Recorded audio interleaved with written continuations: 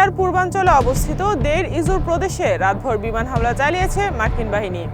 এই হামলায় ইসলামিক স্টেটের এক কর্মকর্তা সহ অন্তত 5 আইএস সদস্য নিহত হয়েছে বলে জানা গেছে।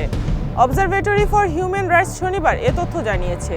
ইসরায়েলি বাহিনী গতকাল শুক্রবার গাজায় আশ্রয়কেন্দ্র হিসেবে পরিণত একটি স্কুলে বোমা হামলা চালিয়েছে। ইসরায়েলি বাহিনীর ওই বোমা হামলায় 5 জন নিহত হয়েছে বলে জানা গেছে।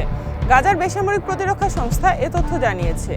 নতুন তোষাখানা মামলায় পাকিস্তানের সাবেক প্রধানমন্ত্রী ইমরান খান ও তার স্ত্রী বুশরা বেবিকে 17 বছরের কারাদণ্ড দিয়েছে দেশটির একটি আদালত। 20 ডিসেম্বর ফেডারেল ইনভেস্টিগেশন এজেন্সির একটি বিশেষ আদালত ইমরান ও বুশরাকে এই সাজা দেন। কৃষ্ণ সাগরের তীরবর্তী ইউক্রেনের ওডেসা বন্দরে রাশিয়ার ক্ষেপণাস্ত্র হামলায় কমপক্ষে 7 জন নিহত হয়েছেন। এতে আহত হয়েছেন আরও কমপক্ষে 15 জন। গতকাল শুক্রবার ইউক্রেনের স্থানীয় গভর্নর ওলে কিপার সামাজিক যোগাযোগ মাধ্যম টেলিগ্রামে এক পোস্টে এ তথ্য জানিয়েছেন। মিয়ানমারের বিরুদ্ধে রোহিঙ্গা জনগোষ্ঠীর উপর গণহত্যার অভিযোগে দায়ের করা মামলার মূল শুনানি শুরু হচ্ছে আগামী জানুয়ারিতে। জাতিসংঘের সর্বোচ্চ বিচারিক সংস্থা আন্তর্জাতিক বিচার আদালত জানিয়েছে এই শুনানি চলবে আগামী 12 থেকে 29 জানুয়ারি পর্যন্ত।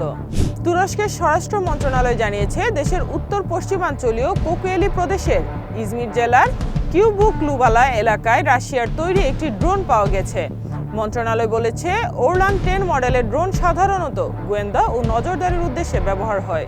ইসরায়েলের কুখ্যাত অস্ত্র নির্মাতা প্রতিষ্ঠান এলবিট সিস্টেমসের সঙ্গে প্রায় $2.3 বিলিয়ন অস্ত্র চুক্তি স্বাক্ষর করেছে সংযুক্ত আরব আমিরাত। ফরাসি অনুসন্ধানী গণমাধ্যম ইন্টেলিজেন্স অনলাইন এ তথ্য প্রকাশ করেছে।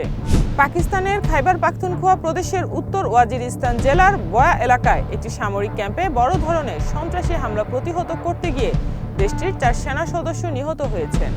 ভারতের উত্তর পূর্বাঞ্চলীয় আসাম রাজ্যে একটি যাত্রীবাহী ট্রেনের ধাক্কায় 7টি হাতি প্রাণ হারিয়েছে।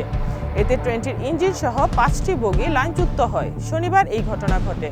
মেক্সিকোর রাজধানী মেক্সিকো সিটিতে একজন পাইলট বিমান উড্ডয়ন করতে অস্বীকৃতি জানিয়ে নিজেকে বিমানের ককপিটে আটকে রেখেছেন। তিনি দাবি করেন তিনি বেতন বকেয়া থাকার প্রতিবাদ করছেন।